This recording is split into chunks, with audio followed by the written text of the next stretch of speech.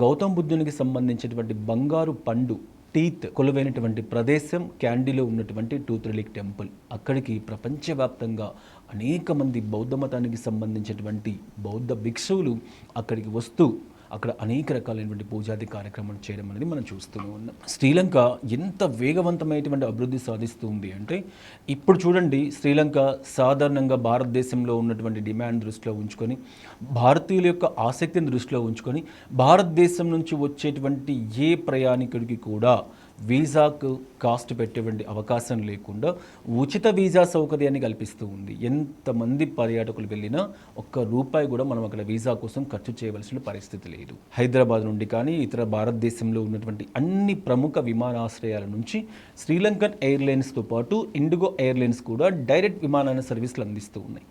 ఒక సైడు భారతీయ ఇతిహాసాల్లో ముఖ్యమైనటువంటి రామాయణానికి సంబంధించినటువంటి అశోక వాటిక, శంకరదేవి శక్తిపీఠము, మన్వారీ టెంపుల్, మునీశ్వరన్ కోయిల్, ఇలా ప్రముఖమైనటువంటి రామాయణ ఘట్టానికి సంబంధించినటువంటి అంశాలతో పాటు మరొక సైడు ప్రపంచంలోనే అద్భుతమైనటువంటి బీచ్లు కలిగి ఉన్నటువంటి ప్రాంతం శ్రీలంక.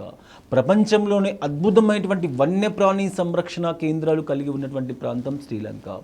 ప్రపంచంలోనే ప్రకృతి సిద్ధంగా అద్భుతమైనటువంటి ప్రాంతాలు కలిగి ఉన్నటువంటి దేశం శ్రీలంక. అందుకే అనేక మంది, వేలాది మంది యూరోపియన్లు శ్రీలంక కొలంబో చేరుకొని దాదాపు మనమైతే ఒక 5 రోజులు 6 రోజులు మ్యాక్సిమం 1 వీక్ ఎక్కడికి వెళ్ళినా కూడా కంప్లీట్ చేసుకొని వస్తూ ఉంటాం.